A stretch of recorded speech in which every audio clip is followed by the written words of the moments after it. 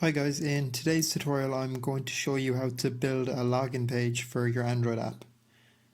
We're going to be creating a Retrofit client and making a call to a REST API which authenticates the user and returns a success message.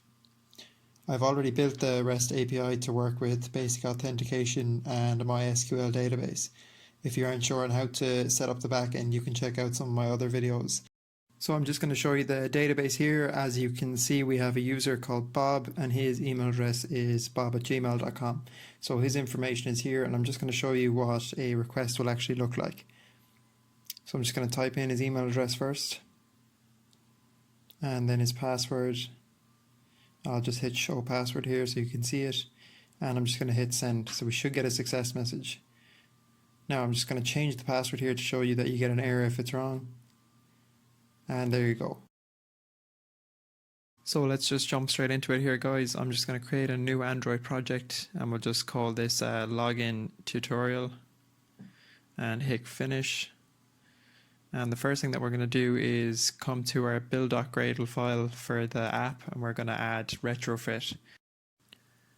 So we're just going to say implementation, and then in quotes we're just going to say com.squareup.retrofit, and it's retrofit 2 actually, and we're going to say :retrofit, and we're going to use version 2.6.0.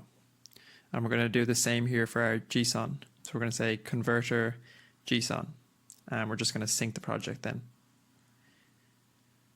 And once that's complete, we can create our next activity, which is going to be the retrofit client instance. So we're going to be able to use this class to get an instance of our retrofit object from anywhere else in the code. So we're going to just create a private static string here for the base URL of our API. And this will depend on what the URL of your API is as well. But when you're using the emulator in Android, you should set your IP as 10.0.2.2, and the port number is 8080 in this case. So I'm just going to fill in the rest of my details about my API URL, and then the next thing I'm going to do is create a retrofit object, and we're just going to call it retrofit. And then I need to create a JSON object, and we'll just call that JSON. After that, we're going to create a method which is going to be called getRetrofitInstance, and it's going to check first if our retrofit object is null, and if it is null, we can instantiate our JSON object. So to do that, we're just going to say JSON is equal to new JSON builder, and then we just need to set the lenient and say .create. After that, we can instantiate our retrofit object. So we're going to say is equal to new retrofit.builder, and we need to pass in our URL here. After that, we're going to add a converter factory, which is going to be our JSON factory. So to do that, we need to pass in our JSON object. And the last thing that we're going to do is say .build. After that, we can just return our retrofit object. The next thing that we need to do is create an interface. We'll just call this interface API. So we're going to use this class to define the request which we'll be sending to our REST API. And we have to mention what type of request it is. So it's a post request. And we also need to write the URL which points to our endpoint. After that, we can create our call, and that returns a string. And we also need to pass in the header, which is our authorization token. Now I'm just going to import this class that we need here, and I'm just going to show you what the method looks like on the back end. So you can see it's called checkLogin, and it takes in an authorization header and it returns a string. So these should match up. So let's just jump to our layout files here, and we're going to create our main activity page. And this is going to be the login page. So I'm just going to drag some text views and some edit text onto the page here. And I'm going to center everything horizontally. We also need a button for logging in, so let's just drop that in. And once again, we're going to center that. I'm just going to put some constraints in as well here so that everything loads out perfectly. And that's pretty much all we need for our login page, guys. So once we have that done, we can move back to our main activity. And inside here, we're just going to set up all our user interface stuff, guys. So I'm going to create a button for the logging in, and I'm going to create our edit text for the email and for the password. So once I have that done, I'm going to create a string for both the email and password, which we're going to get from the user input. And I'm going to come down here and just set everything up by finding it by its ID. So I'll set up the button first. I'm just going to copy and paste this here for everything else. So we'll say email text and password text.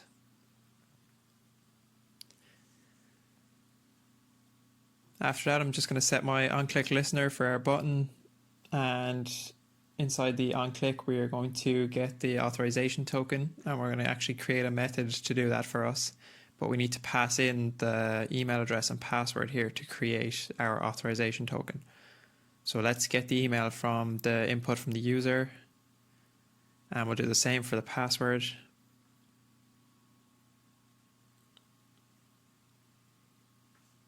And once we have that, we can pass these as parameters to our create authorization token method. So let's go ahead and create this method here, guys. In this method, we just want to format our authorization token to have the email address and password separated by a colon. After that, we need to add the word basic and one whitespace character to the combined string. This is because we're using basic authentication. Then we need to base64 encode our string, and that's why we're using the bytes array here at the start. So then we can just return this string, and we're going to create another method here called check login details. And this is where we're going to make our call to our API. So let's just create this method here.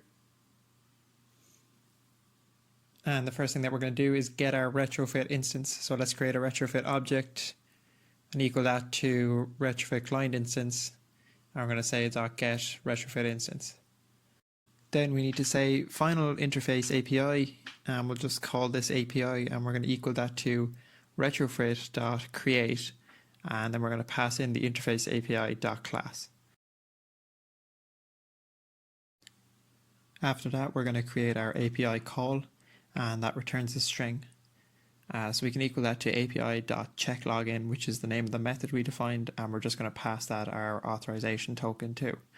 So then we can use the .enqueue method, so we can say call.enqueue, and if you just hit enter, guys, it'll auto-generate this code for you here. Now, so we're just going to deal with the on failure first, so we're just going to log this if the request fails. And in the onResponse method, the first thing I'm going to do is check if the response was successful. And if it wasn't, I'm just going to comment here that we're going to handle the error. So you can just catch that error and print it out if you want. So in here, I'm just going to say if response .body .matches success. And success is the string that we get back if the login details were correct. Else we're going to say, we're just going to make a toast here, and we're going to say that it was invalid credentials. So that means the login was incorrect and wasn't found in the database. And if it was successful, we're just going to print out a toast here as well, saying that it was a successful login. So what you could do here is whatever you get in the request back from the API, you could put that into the shared preferences. And if you're not too sure on how to use shared preferences, you can check out my other video where I go into detail on that. And then you go to the next intent and handle your session from there. The next thing to do is come to our manifest file, and I'm just going to make sure that our app has permissions to use the internet. So you can say uses permission, and we're just going to hit in internet here. After that, we can just build the app, and I'll show you what it looks like when it's running. Just a quick error that I found here, guys. In our retrofit client instance class, we just forgot to put a / into our URL. So if you don't mind doing that as well. Now I'm just going to show you a quick example of what it should look like. So in the email, I'm going to type in bob@gmail.com, and the password is BOB, and I'm just going to hit login here now. So as you can see, I got a success message, and if I change the password now, we should get an error. There you go. So this seems to be working fine, guys. And that's it for the tutorial, guys. So if you enjoyed that, make sure you just like the video and leave any comments or anything like that down below. Thanks for watching.